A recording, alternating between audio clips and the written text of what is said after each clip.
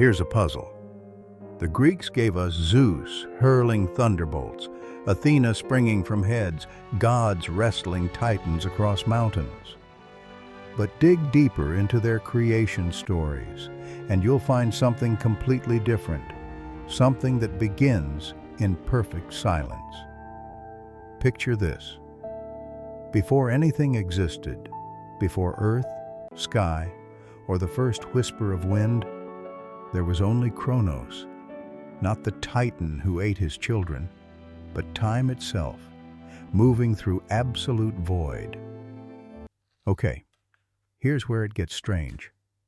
According to Orphic fragments preserved from the 5th and 4th centuries BCE, Chronos doesn't create the world through battle or divine proclamation. Instead, he forms an egg, a cosmic egg, luminous and perfect, suspended in primordial darkness like a sphere of contained starlight.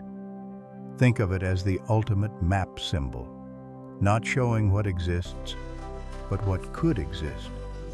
The entire cosmos compressed into geometric perfection. Now, inside this egg, something extraordinary incubates. Phanes, whose name means the one who brings light. But here's the catch. Phanes isn't male or female. This first deity contains both, an androgynous being who embodies all creative potential. The mechanism here breaks every rule we think we know about power. Phanes doesn't conquer chaos or defeat primordial monsters. Instead, creation happens through patient incubation. The egg must remain intact, perfectly sealed, until the moment is precisely right. Picture that radiant shell floating in absolute silence. No wind, no sound, no movement except the slow pulse of potential energy building inside. Then, release. Phanes emerges, and light floods the void for the first time. Not the harsh light of conquest, but the gentle illumination of birth. From this moment, Phanes begins generating the cosmos through emanation rather than domination. This origin story appears in various Orphic texts and later philosophical summaries.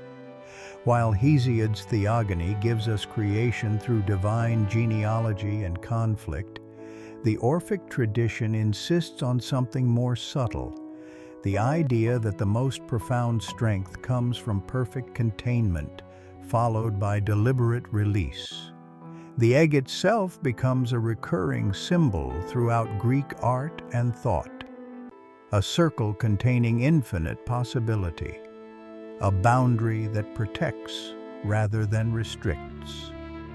Here's what makes this fascinating.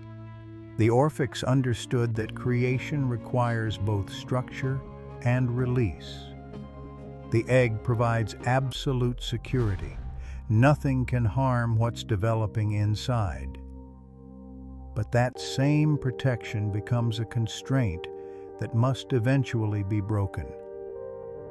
This wasn't just mythology for them.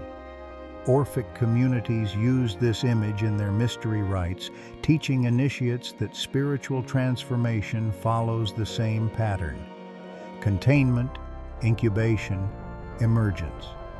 Hold that thought, because this ancient insight still shapes how we think today. Modern designers instinctively use egg shapes and circles to suggest potential, renewal, fresh starts. Pregnancy imagery draws from the same archetypal well.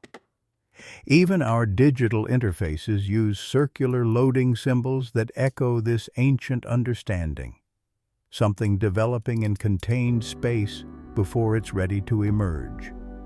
The Orphic cosmic egg reminds us that not all power comes from force.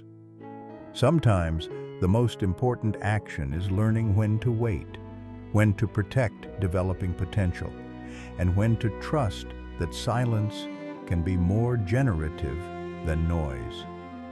In a world obsessed with immediate action and constant motion, maybe we need to remember what the Greeks knew, that creation often begins in perfect stillness, in the patient darkness of incubation, in the faith that something radiant is developing just out of sight.